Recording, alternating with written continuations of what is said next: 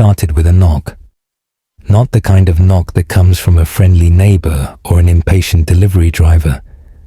This one was slow, deliberate. 3 heavy raps against the door, each spaced apart just enough to make my stomach tighten. I live alone in a quiet neighborhood, not the kind you'd expect crime in, but the kind where people mind their business a little too well. It was close to midnight, and I hadn't been expecting anyone. I froze, my hand gripping the edge of the kitchen counter. Another knock. I tiptoed toward the front door, careful not to make a sound. Through the peephole, I saw nothing but darkness. The porch light was on, but no one was there. A chill ran down my spine. I pulled away from the door, my heart pounding. Maybe it was a prank. Maybe some kid messing around. I turned back toward the living room, but then, ding dong, the doorbell. I swallowed hard, forcing myself to check the peephole again. Still no one. Something wasn't right. I grabbed my phone and opened the security app linked to the doorbell camera. The live feed loaded in seconds, but the screen showed nothing. Just my empty front porch and the quiet street beyond it. I exhaled, shaking my head. Probably just some stupid app glitching. Then I noticed something. The motion sensor had recorded 3 clips. I tapped the first one. The video played back in grainy night vision, showing the moment just before the first knock. But there was no one there. I tapped the second clip. It showed my empty porch again, until suddenly the screen glitched for a split second.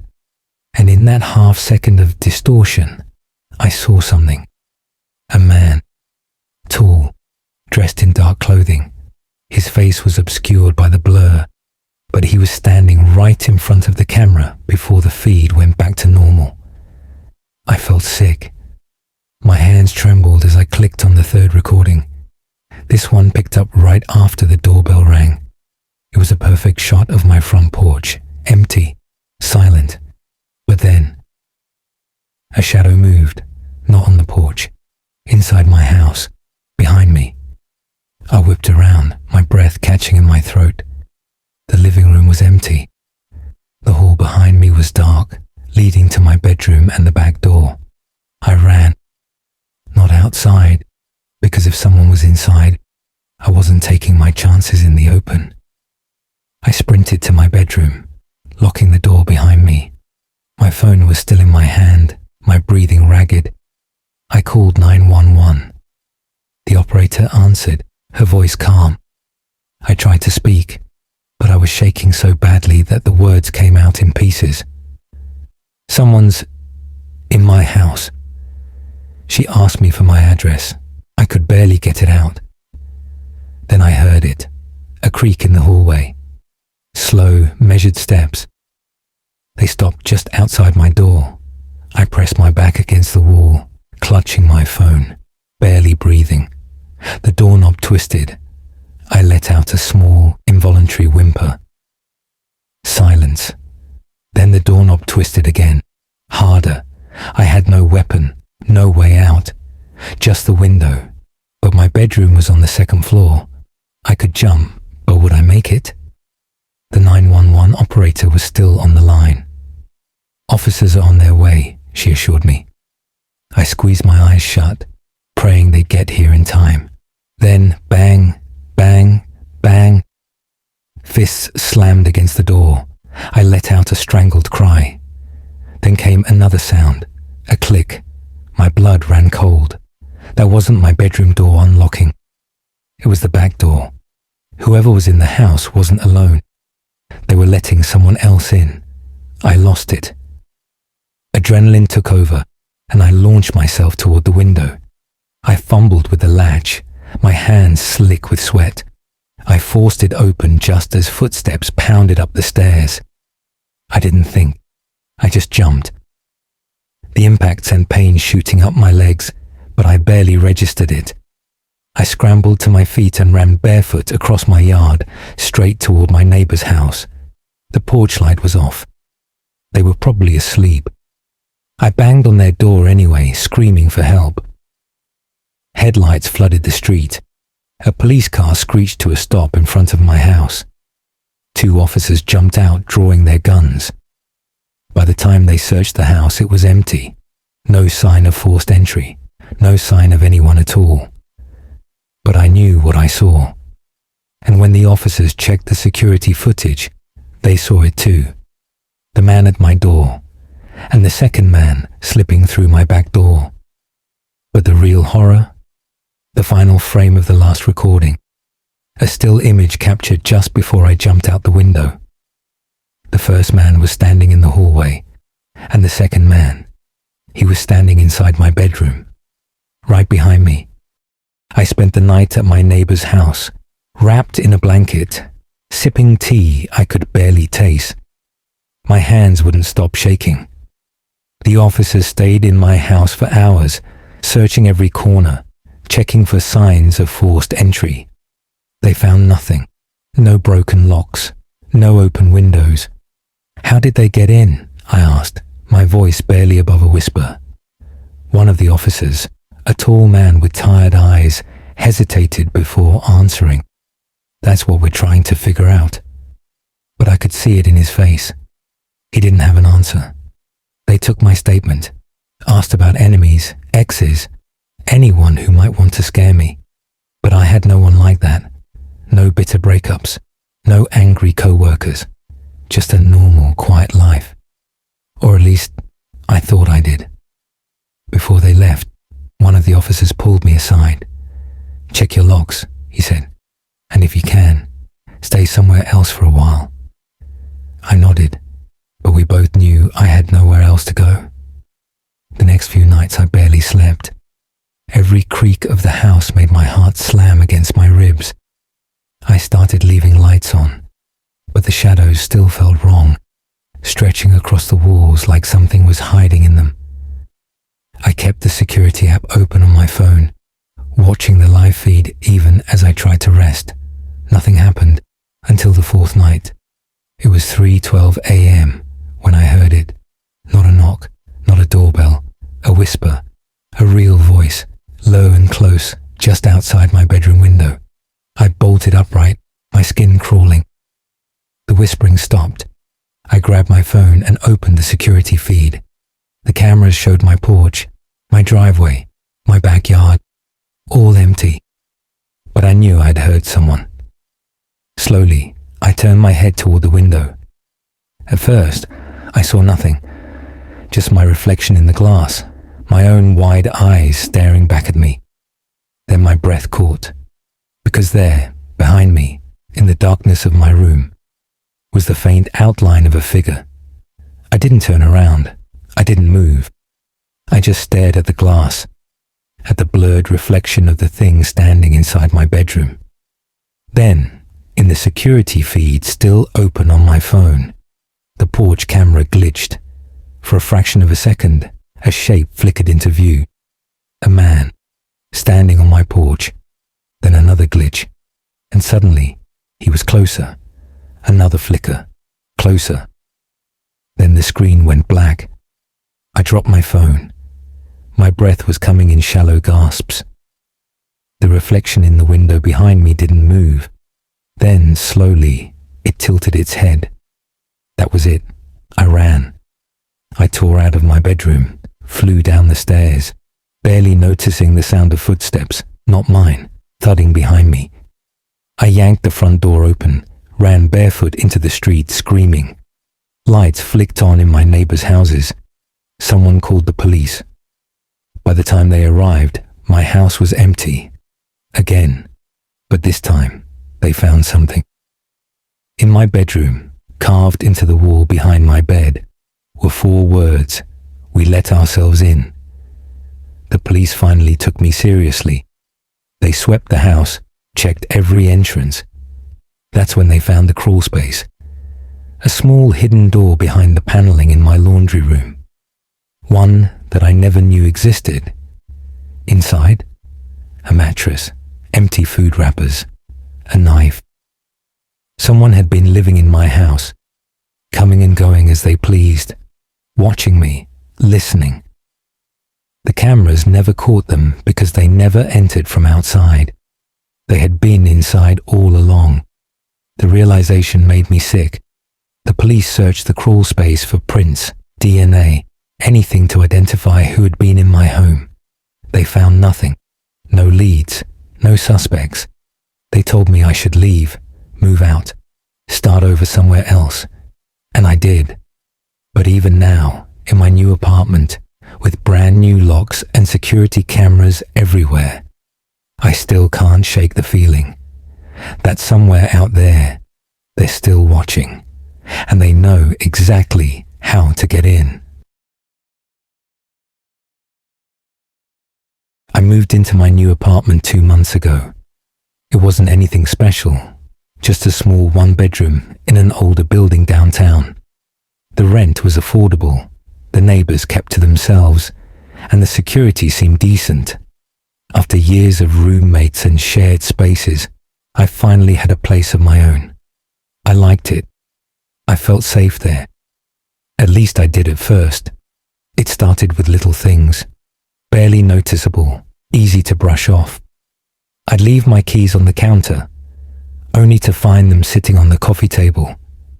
I'd be sure I closed my closet door at night, but in the morning, it would be open just a crack. My TV would be on a different channel than the one I had left it on. At first, I blamed myself. Maybe I was absent-minded, or maybe I was just too tired from work to remember things properly. Then, one night, I came home late and noticed my laptop was open on my desk. The screen was glowing in the dark room. I knew I hadn't touched it that morning, but it was open to a blank document, or at least it seemed blank. As I stepped closer, I saw it. 2 words typed in the middle of the page. Nice place. A chill crept up my spine. I sat down slowly, my fingers hovering over the keyboard. Had I left it on? Maybe I'd started typing something and forgotten. I scrolled up. That's when I saw the edit history.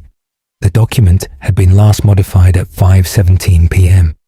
I wasn't home at 5:17 p.m. I stared at the screen for a long time, trying to make sense of it.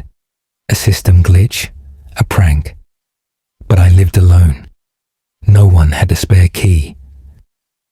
The front door was locked when I got home. I even checked the security app linked to my building's entrance. No one had buzzed in while I was gone. I closed the laptop, convincing myself it was nothing. A mistake. Something explainable. But after that, I started locking everything. The deadbolt, the chain, the windows. I even wedged a chair under my bedroom doorknob at night. But the messages didn't stop. 3 nights later, I opened my fridge to grab a drink and immediately knew something was off. It took me a second to realize what. Every single food label in my fridge had been turned backward. The milk, the ketchup, the cartons of juice, even the cereal boxes in my pantry. Every single label was facing the wall. My breath caught in my throat. I backed away, my eyes darting around the apartment. Everything else looked normal. The door was locked. The windows were latched shut. But someone had been inside. I called my landlord first thing in the morning. He seemed confused, even a little annoyed. He told me the locks hadn't been changed, that no one else had access to my unit. "Are you sure you didn't have a friend over?" he asked. I didn't. And even if I did, what kind of friend would come over just to turn my food labels around? That was the night I decided to sleep with a knife under my pillow. The next message came a week later. This time, it wasn't on my laptop. It was scratched into my bathroom mirror. A single sentence, shallow enough that I hadn't noticed it, until the steam from my shower made it visible. "You look peaceful when you sleep." I stumbled backward, nearly slipping on the tile. My heartbeat was so loud I could barely hear myself think. Someone had been in my apartment, not just in my kitchen, not just moving my things. They had been in my bedroom, watching me. I didn't sleep that night. Instead, I packed a bag, booked a motel, and called the police. 2 officers came by the next morning and searched the apartment. Every room, every closet, every possible hiding place. The windows were locked. The door was secure. There was no sign of forced entry. Could be a prank, one of the officers said. But just in case, I'd recommend a security system. A prank? I didn't care what it was. I wasn't staying. I started looking for a new apartment the very next day. 2 weeks later, I was ready to move out. My lease wasn't even up, but I didn't care about losing my deposit. I just wanted to be gone. I had packed most of my things, hired movers, and spent my last night at a friend's place. I didn't want to sleep there alone one more time. The next morning, I went back for a few last boxes. The place was nearly empty. I should have just grabbed my things and left. But before I walked out the door, something nagged at me. A feeling, an urge to check my bedroom one last time. That's when I saw it. In the center of the floor, beneath where my bed had been, the carpet looked off. I knelt down, running my fingers over the fabric, and then I felt it. A small cutout section, barely visible. The edges were neatly tucked under, as if someone had intended for it to go unnoticed. I hesitated, then peeled the carpet back. Beneath it, in the wooden floorboards, was a hole. A small, hidden compartment. Inside it was a camera. A tiny, blinking camera. Still recording. Pointed directly at where my bed had been. I couldn't breathe. My skin crawled. My fingers trembled as I reached for it. But then I saw something else. A folded piece of paper. I picked it up with numb hands, unfolding it slowly. A short message was written inside. I liked this place too. I dropped the note and stumbled backward. My mind raced. How long had it been there? Who put it there? I grabbed my phone, dialed 911 with shaking hands. The operator's voice was calm, steady, but I couldn't process anything she was saying. When the officers arrived, they searched the apartment again, this time more thoroughly. They took the camera. They dusted for fingerprints, but they already knew what I knew. There were no signs of forced entry. The person who had been in my apartment had never left. The landlord was called back to the building, and when he arrived, he looked just as disturbed as I felt. He admitted something then, something he hadn't told me before. The tenant before me, the one who lived in my unit. She had also broken her lease early, left in a hurry. No explanation. Just packed up and disappeared one night. The police checked the records, and what they found was worse. The tenant before her had also left abruptly. No complaints, no official reports, just left everything behind and vanished. I stood there listening, the weight of it all sinking in. This wasn't just happening to me. Someone had been doing this for years, and no one had ever caught them.